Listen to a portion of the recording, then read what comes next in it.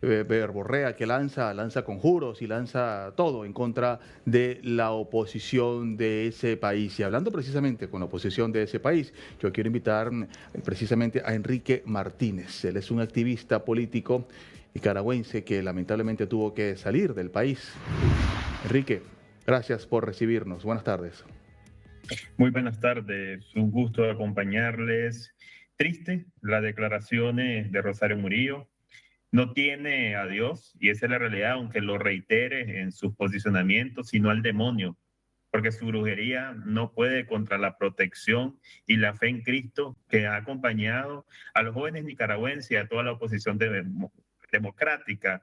Prueba de ello está la forma en que persigue la dictadura a la Iglesia Católica y también a la Iglesia Protestante y a aquellos sectores, ¿verdad?, que creen en Cristo y en Dios, y por eso es su lógica de atacar. Murillo responde con insultos porque no puede responder con legitimidad, resultados ni argumentos, y esa es la realidad de estos acontecimientos. Su amenaza no borra la persecución, el exilio, ni la usurpación del poder político en Nicaragua, porque ellos están usurpando el poder político en Nicaragua. Solo confirma su carácter intolerante, su carácter violento. Frente a esa narrativa de odio, sí, déjame decirte que nuestra respuesta es firme como actores democráticos. Más unidad, más organización, más propuestas democráticas capaces de devolver al pueblo nicaragüense su libertad y el derecho a decidir. Ahora, Enrique, ella te los ha llamado a ti y a las personas a las que siguen la oposición de Nicaragua espantapájaros miserables. Ahora, te pregunto, fantasmas también les ha dicho tras el anuncio de la Junta de Transición. Mi pregunta es, ¿esta respuesta es la prueba de que ese régimen no va a salir a través de una negociación? Yo señalaba recientemente algo, y es que una dictadura tan brutal, tan sanguinaria, tan violenta, despiadada como la que tenemos en Nicaragua, difícilmente va a salir con la palabra, sino que tiene que salir de una acción coordinada, centrada y con mayor contundencia en la región.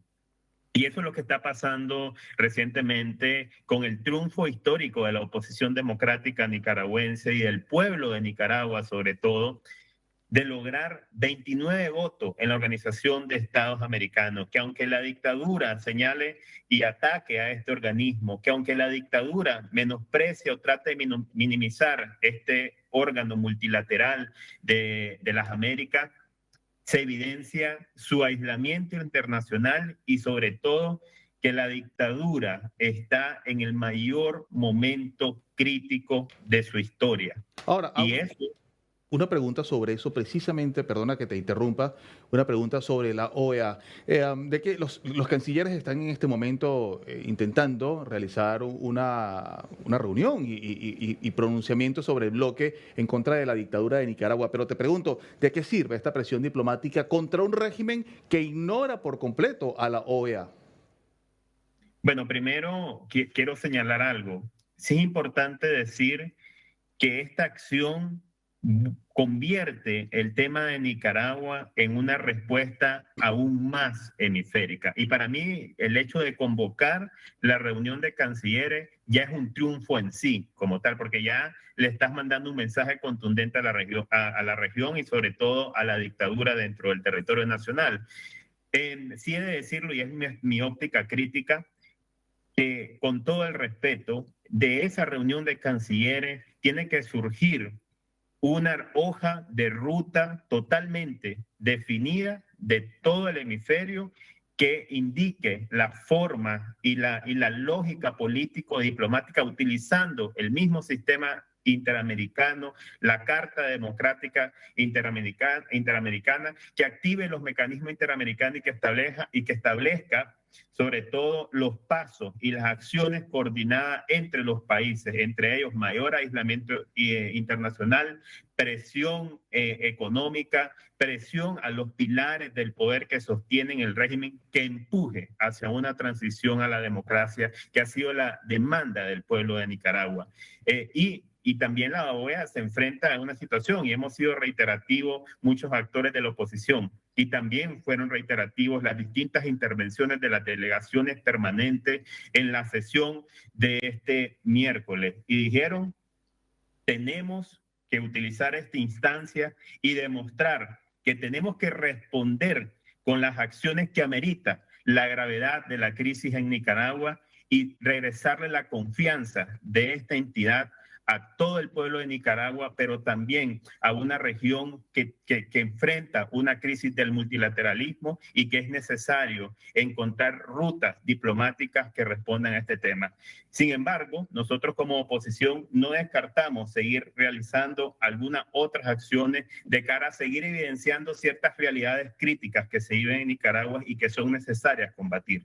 Entre ellas el crimen organizado, el narcotráfico, el terrorismo que ha implementado la dictadura con temas de represión transnacional y persecución a opositores y sobre todo un estilo de guerra híbrida contra todo el continente para debilitar la democracia, los derechos humanos de todas las personas. Porque sí, quiero decir que es un logro importante de eso, porque Nicaragua dejó de ser un problema local de los nicaragüenses y se dimensionó a un problema de todo el hemisferio, un problema de seguridad, un problema de democracia, un problema del multilateralismo y un problema que tenemos que encontrar soluciones conjuntas. Estados Unidos ha sido un aliado importante y lo hemos reiterado como oposición democrática, pero es hora que todos los países de la región respondan con la contundencia que esto amerita. Enrique, ¿qué le queda a un pueblo que ya intentó la vía cívica y que lamentablemente fue masacrado en la calle? ¿Qué nos queda? Sencillamente seguir confiando en Dios. A diferencia de Rosario Murillo, que tiene el demonio, nosotros tenemos a Dios por delante y la esperanza de que seremos libres. Y digo esto porque pareciera que es una frase retórica, pero el pueblo de Nicaragua es trabajador, vive con esperanza, vive con Dios en el corazón. Y eso nos ha permitido, a pesar de todos estos insultos, a pesar de la persecución, a pesar de todo el daño que ha causado esta dictadura, no dejar de creer que lo vamos a lograr, que vamos, los que hemos sido desterrados, exiliados, vamos a regresar, a abrazar a nuestra familia, a reencontrarnos con nuestra tierra, con nuestra cultura, con nuestra gente. Esto va a ser posible. No descartamos de forma contundente que si el multilateralismo no da una respuesta a la altura a la situación de Nicaragua, se tengan que tomar otras medidas. Y ahí los países tendrán que evaluar el papel histórico que han jugado hasta este momento de cara a la situación de Nicaragua. Yo como joven seguiré confiando en la vía cívica pacífica porque fue lo que me despertó en abril del 2018 y fue lo que me diferenció de ese régimen tan despiadado que tenemos en Nicaragua, ese pensamiento bélico y confrontativo. Y esa vocación cívica me permite decirle, no quiero más derramamiento de sangre, no quiero a jóvenes como los que asesinó este régimen despiadado en 2018, a los que encarceló y mandó al exilio, que sigan sufriendo en Nicaragua y que puedan contar con un país con futuro. Pero además de ser responsabilidad de los nicaragüenses que seguimos resistiendo, es responsabilidad de las Américas. Las Américas tienen que reaccionar con la contundencia que amerita, con la vocación que amerita. Aquí quiero también mandar un mensaje a dos países importantes que de cara a esta votación, ¿verdad? De 29 países que respaldaron, ¿verdad? De forma inequívoca el cambio en Nicaragua, que es el voto en contra de Brasil y la abstención de México. Resulta difícil justificar ante la gravedad de la crisis de Nicaragua estas dos acciones, ¿verdad? Esto no es prudencia diplomática, es indiferencia frente a la usurpación del poder político que ha ocurrido en el país. Rápidamente y ya para finalizar, ¿cómo se sostiene la esperanza de un país que ve pasar los años sin justicia? Tú como joven, exiliado y tantos millones de exiliados, más allá de la geopolítica, te pregunto a nivel humano. ¿Cómo se sostiene? Hay algo que me motiva realmente y es poder llegar un día y esa es una cuestión más personal, sí. Y yo sé que muchos nicaragüenses tienen estas motivaciones personales y llegar a la tumba de mi abuelita que falleció en Nicaragua y no pude volverla a encontrar después de 8 largos años de exilio.